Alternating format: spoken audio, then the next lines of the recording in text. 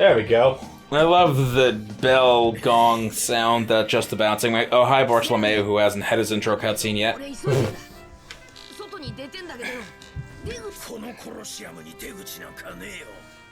And then, are they gonna do it this stage, or are they gonna do it the next stage?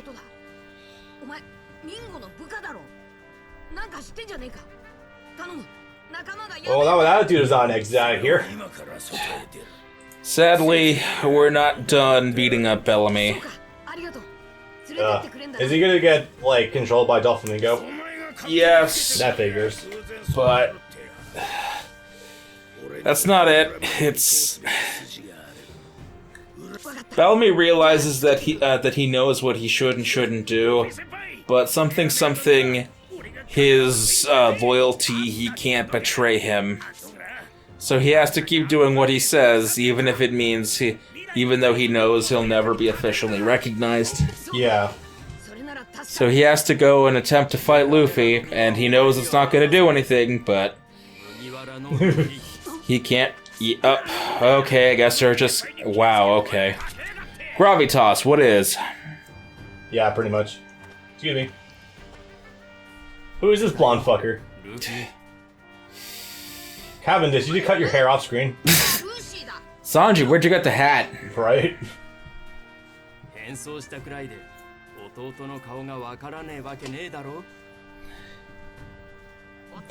then this great realization, though. From what I've gleaned, not this arc doesn't do a lot of things right, but this is a great reveal. Yes. This was the first of times, because it was still in a relatively early format back then, where One Piece actually got trending. And I need to remind myself... That reaction.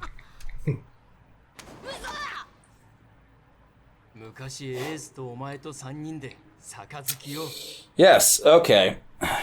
And Sabo is also Amuro Ray. That's great. It gets even better. Yes, it does. Now you want to pull your dick out of his face. I tweeted this exact same thing in, when I was playing this stage for the first time. Does brotherly love start or end with fellatio? Right before eyes.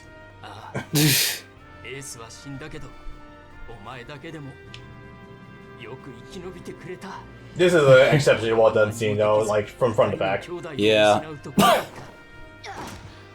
So Sabo, when he was trying to make his big great escape from the Grey Terminal on the Goa Kingdom, a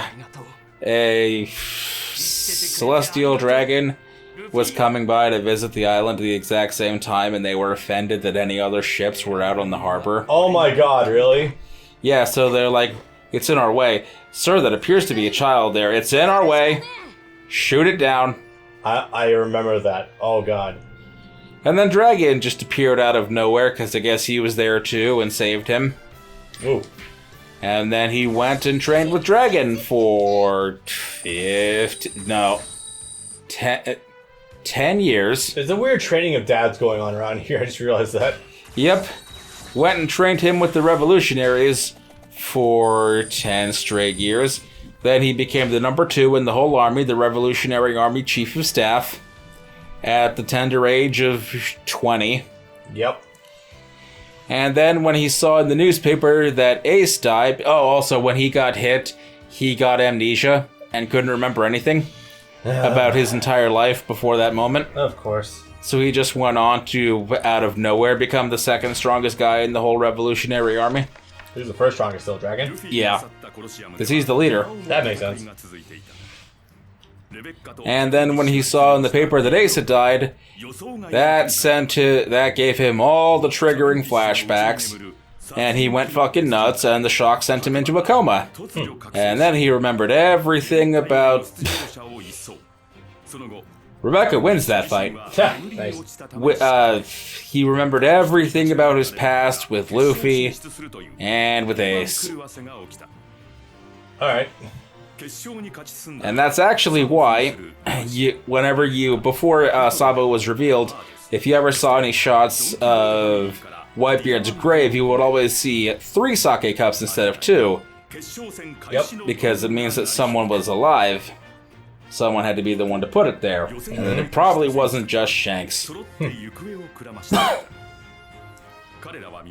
The 3 brother sake cups was also an homage to when at the tender age of like 8 or 10 or whatever it was, Ace, Luffy, and Sabo also exchanged sake to become blood brothers. Yep.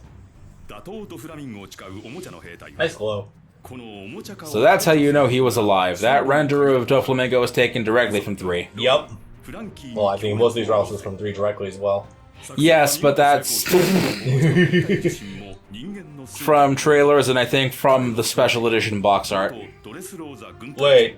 Oh, did we just cover the whole thing about spooking that one girl and everyone turned back to normal? Sugar, yes, and that happens twice.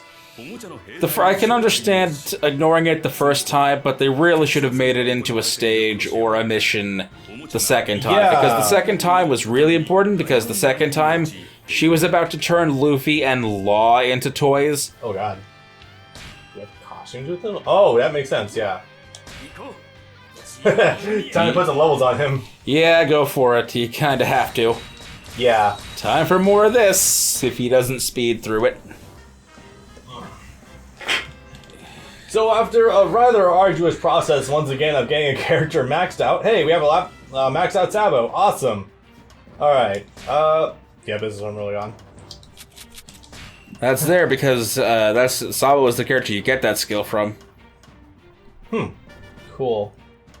Let's... Oh god, there's so many more here than I have on my account. Okay. That one. That one. That one. Sure.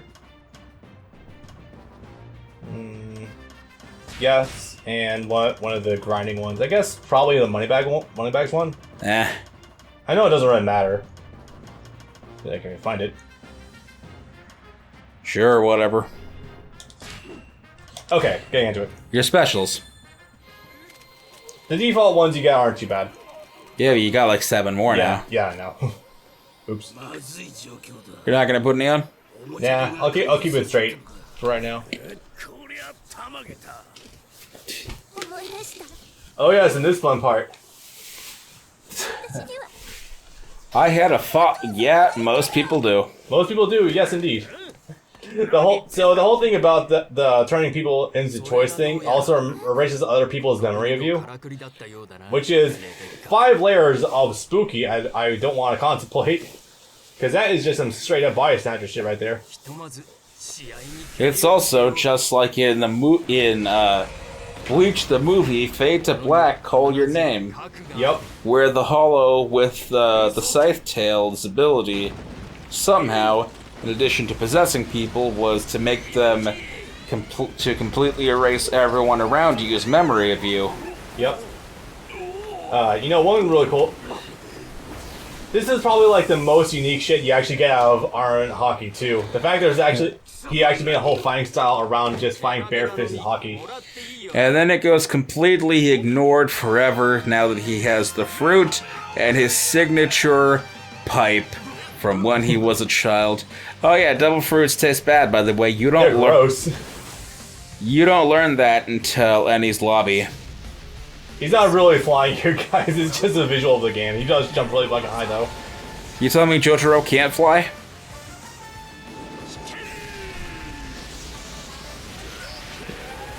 That'd be fun. That'd be funny. I'm not sure what the point of deleting the whole arena was, considering the fact that, you know, you can't swim anymore. But yeah, Sabo was really fun. It was to knock out Diamante, who is a fruit user. Oh, okay. And I guess Bartolomeo, too, who was also a fruit user. Let's see, actually, I have not touched Sabo really since I did my full playthrough of the game. So this will be fun actually going through his full move list. But his attack strings are fucking enormous. Like, actually, I could probably just show up over here. That's not it. Also, press the wrong button. Common attack list. Yeah, that's a number. Yeah, he has way more than most. Yeah. It's like on the same number, I think, as like a Snake Man, pretty much. Which is to say, a large amount of moves you need to keep track of. Good news is that most of it's pretty good. So if you want to use a different type of character that has fun stuff and is fairly good, yeah, Sabo's not bad. He has many different combos, but they're all very short, is the thing to take away. Strong 2 you can aim, which is really nice. 4. I didn't want to even get like ride a dude. Nope. I think that was the move that causes T-posing Pirate Warriors 3 as well, depending on the enemy you hit it with.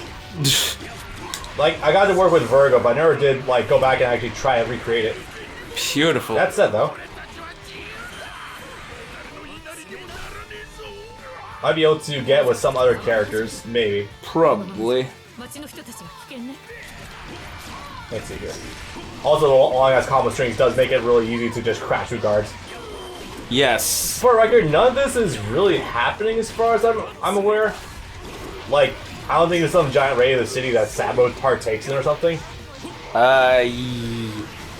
Yes, there is. The citizens are rioting because they just found out that all the toys that lived in the city that they thought were magical that would be their entertainment and their slaves and etc. Their servants are actually real humans they all knew, people's fathers, people's children, sometimes people's pets.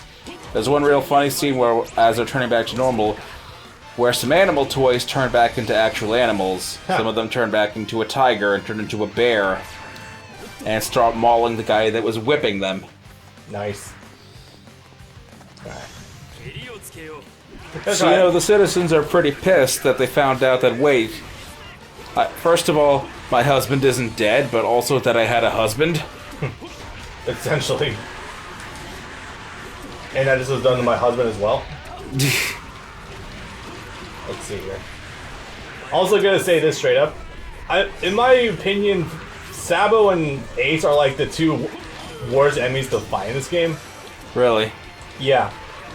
A lot of fire AoEs and ability to just hit you on pretty much anything you do. It's really rough. Huh. I know, it might be a weird pick, but that's kinda true. Oh, Jesus Christ. I mean, I wouldn't have guessed.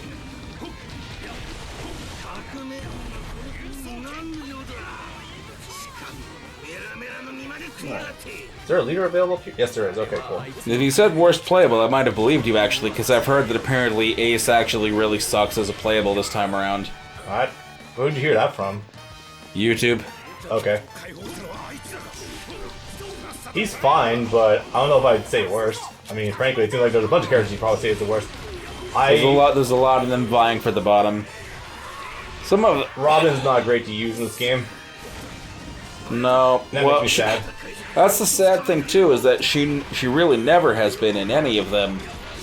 Which sounds ridiculous because a power like hers seems like it would absolutely destroy these games. You'd think so, but no, she's super fucking linear with her moves. And honestly more fragile than Nami. Yeah. This playthrough is really making me appreciate Nami more and more. I didn't think that would actually end up happening. Let's see. Someone yes.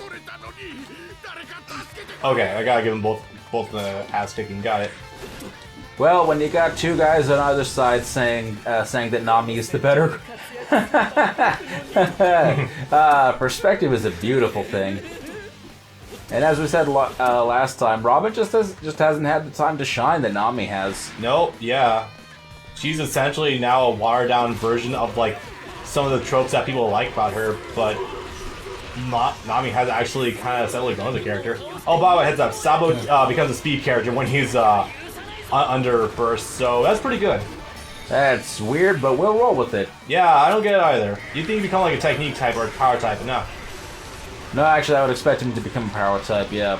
I'd expect him to start as technique, what with the dragon claw crap, and then morph into a power type with the flames. It's actually like an explosion happening behind me whenever I dash. It's kind of hilarious. He doesn't really know how to control it yet. He also has a hard time coming to terms with the fact that element powers don't affect your body at all. So it takes him a while to realize, wait, why isn't this fire hot? Why aren't my clothes melting? That would take a while to wrap your brain around, to be absolutely fair. But then again, apparently when you absorb, like, you eat devil fruit, like, you just immediately know about all the powers you have access to. Not exactly. Sometimes it really just depends. After all, if you did, you would know automatically how to awaken your devil fruit, and boy, doesn't that sound like hell. Oh boy. For that matter, have we gotten any more awakened devil fruit users outside of just Doflamingo and Katakuri? Not yet. At this point, basically a given Luffy, but not really. There hasn't been much of an opportunity for that to be displayed. It's assumed that Kaido will as well. Why wouldn't he?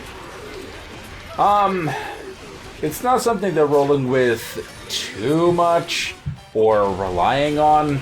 It's just a problem that they did it twice back to back. Yeah. That will give off the impression that this is going to become like the new power level norm or something. This is going to be the new hockey that literally every character can suddenly use. Even though we all knew about it, literally everyone on the planet knew about it 2 years ago. But now it's mandatory for every person on the planet to have it now. Yeah. It's like car insurance. Even if you don't have it, you're required to have it. Pretty much. I mean, with the way that Marines were... I imagine that... This is going to sound probably kind of stupid, but I'd imagine that Akainu would be the kind of person who would require every single Marine to learn armament hockey. I mean, that in order to combat pirates. I don't know, just speculation on my part. That's not a bad idea if you're trying to raise the strength of your army. Yeah. Boring and overdone, but... And it removes all semblance of uniqueness, but I think that's why also you need to actually flesh out armament hockey to, like, have unique traits to each person. And that's why the most we've really gotten out of that is the ability to give things hockey as opposed to just your own body. Yeah, I mean, Sabo here is like an example of that, you know, he can do unique attacks with it, that's pretty cool. But outside that, there's not really much else given so far yet. Yep, most guys are just like, I'm gonna punch really hard. In that sense. White Hunter Smoker with my weird smoke powers that I could probably, if I wanted to, turn a cloud completely solid and suffocate someone. Nah, I'm just gonna punch someone really hard with my cloud punch. I also really don't think that Loja users would be allowed to use armor hockey. Maybe not just me, but like the specific anti-Logia user technique probably shouldn't be allowed to be used by a Logia user. Like, what if you're fighting another one? Something your elements will literally clash forever. Yeah. To some degree. Oh wait, I got the head on south. Cool. I mean, personally, I think at that point it'd be just a war of attrition, or something like, you know, Akainu and Aokiji literally spending 10 fucking days continuously just fighting each other. Some of the most powerfulest guys still left on the planet, they gotta do something. That's gonna take a while. You're gonna have to fight Fujitora in this stage, and that's not fun. Really? I actually find it to be pretty easy. It's because when you fight him, he Hi. He chases you into that small corridor area, and that's annoying to have to hit around. I don't know. I'll show you how I do this. Didn't want to quite get him in the air with that one. I feel like personally he's just been a walking target. Yeah, because you know he got nerfed into the fucking ground. His speed is just gone pretty much, as well as his AoEs. And his range is nerfed to hell and gone. It's pathetic. In that sense, yeah. He might be... It's nebulous, I know, but he might be one of the worst. I would say he's, unless there's some cool tech to him that I'm unaware of, he might be the worst of the admirals.